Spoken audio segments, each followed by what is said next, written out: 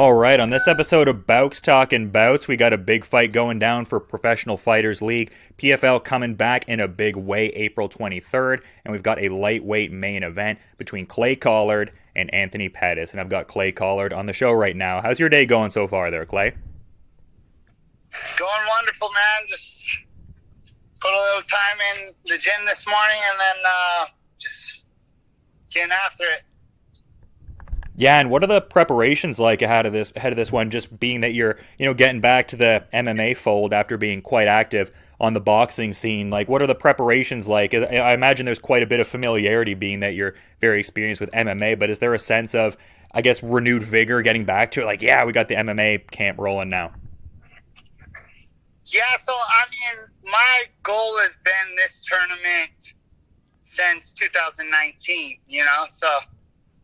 When I signed. So I've been focused on this tournament and getting ready for this. They did cancel for the year. So, that's why I went to boxing. But I've done nothing but get ready for this tournament. So yeah, I'm excited to get back to mixed martial arts, and I'm excited to get a big fight on the first card. So.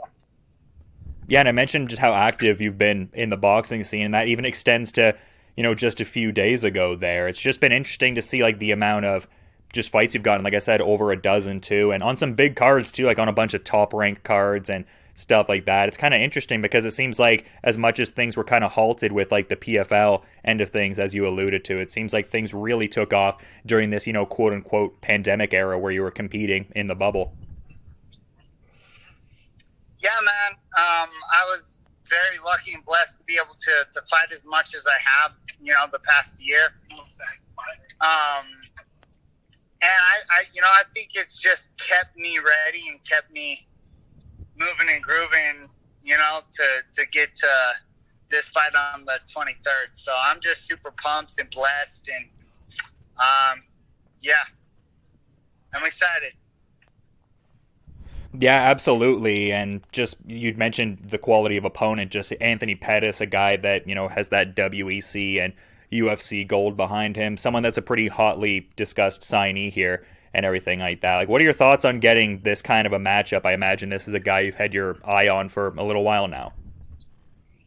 That's something I almost even was hoping for, I wanted Anthony or the champ right off the bat.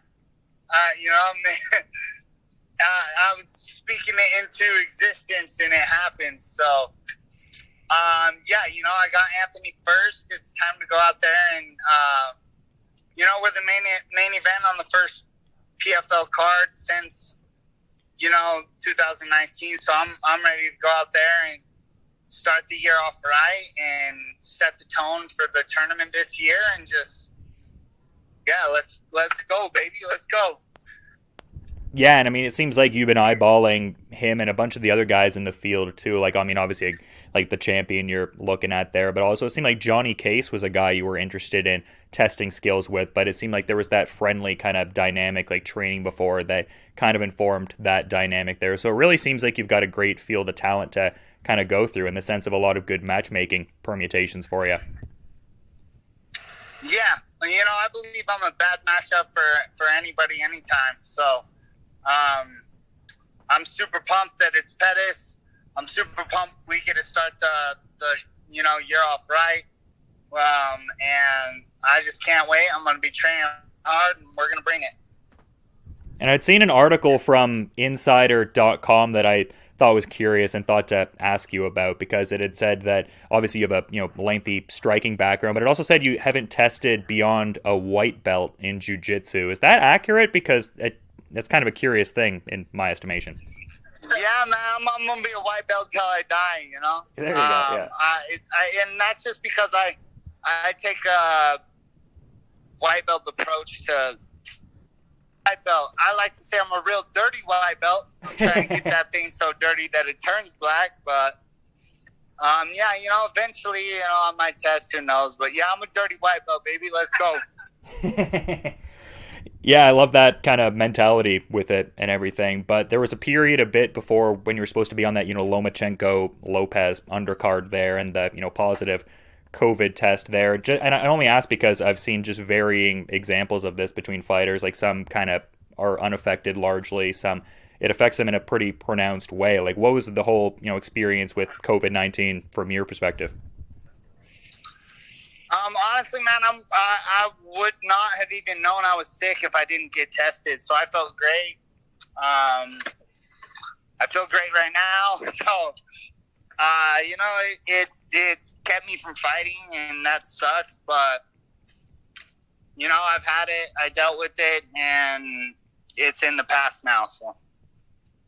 Yeah, and getting ready to get back out there for the first MMA fight since April 2019. Obviously, a lot of factors playing into that, like the pandemic and the cancellation of the PFL season, as we were talking about. But yeah, I imagine you're chomping at the bit to get out there, and you don't have to, pull certain strikes and stuff like that. Like I'd seen a prior article where it was saying you have to, resist the urge of throwing the left hook and then not try to elbow the person in the face. So not going to be the case for this one.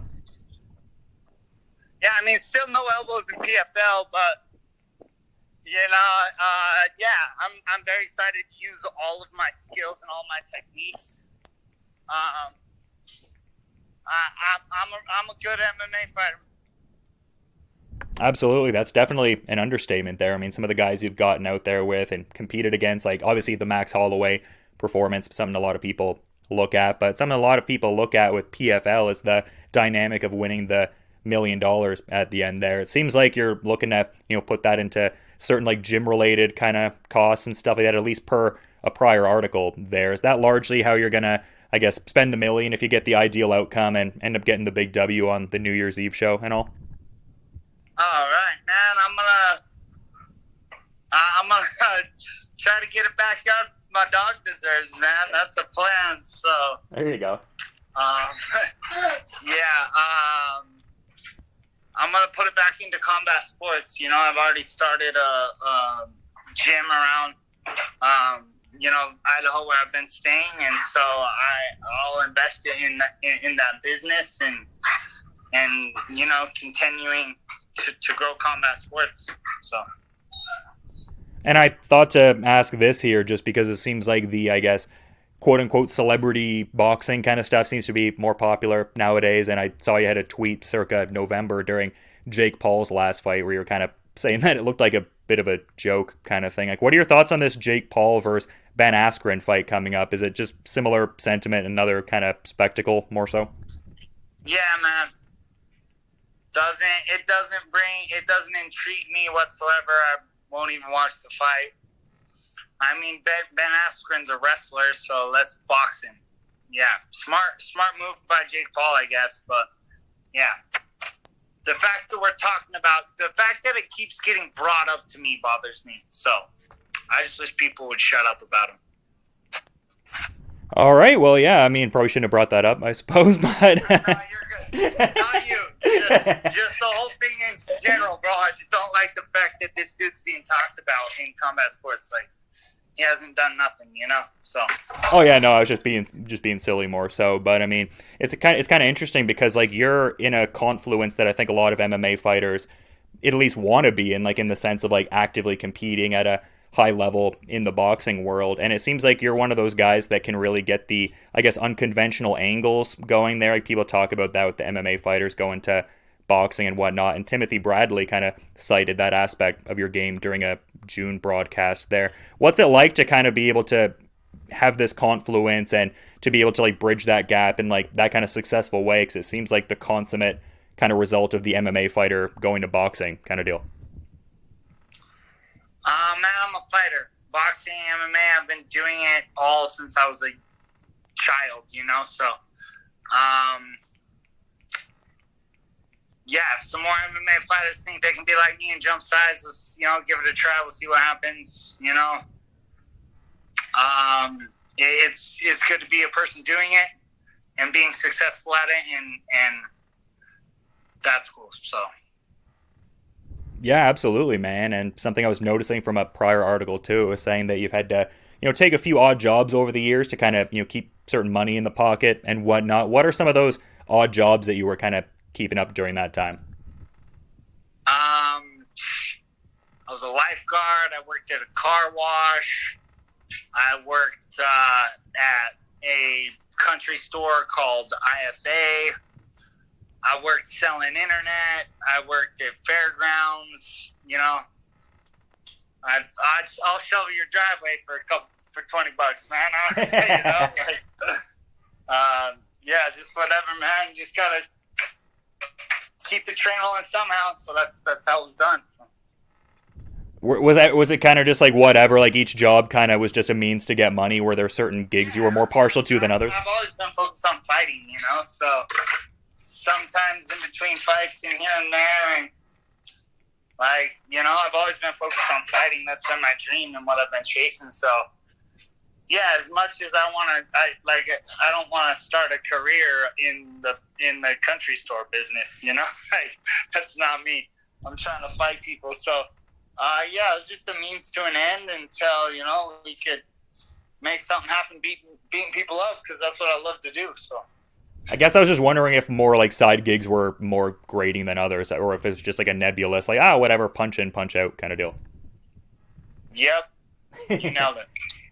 Yeah, but yeah, you mentioned the just pretty much lifelong journey that you've been on, like around 11, getting into boxing, and then like being a pretty proficient wrestler from like, you know, the age of 6 and whatnot. So just really interesting to, you know, see everything come together and all that. But usually when I have fighters on the show, I tend to ask if there's like certain, you know, genres of music that they're partial to train to. I think I'd seen an old tweet of yours where you were saying that you were looking to walk out to some Flatbush Zombies. Is that like the kind of stuff you're, you know, jamming to while you're training?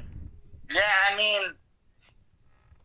yeah, I listen to every genre, man. I'm a small town kid, so, you know, there's a little bit of country in there. Yeah, Rise Against for a really long time. Oh yeah. You know, I'm influenced. Me and my brothers influence each other a lot with our music. So, man, I got all sorts of stuff. But yeah. Flatbush Zombies, the Underachievers.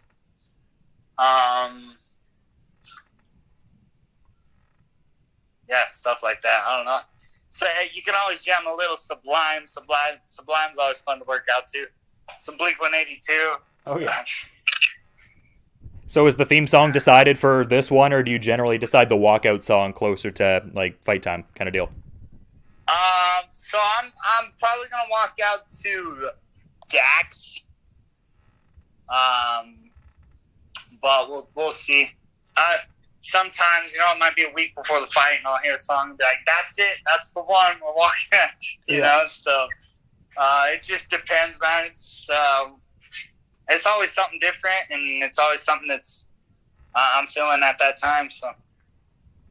Yeah, and I gotta wonder about maybe some, you know, post-fight celebration plans in the sense of like, you know, pigging out, because I find certain fighters like diligently dieting want to get back to, you know, a certain meal after the fight, a cheat meal, as it were. Are you thinking you'll be rocking the Edith's steak sandwich after this one?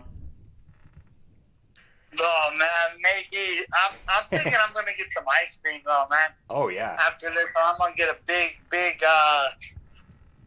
of ice cream, some like cookie dough or something. So. Great post-fight. A steak sandwich go to after every time. Like, it's not if I'm gonna get it; it's when I'm gonna get it. You know. So. Yeah, well, when I'd seen that video of you breaking down the sandwich, I low-key got kind of hungry. I was like, damn, I wish Edith's was a little closer. Dude, they're fresh, too. The steaks, like, they cook it perfect, man. It's a pretty good freaking sandwich.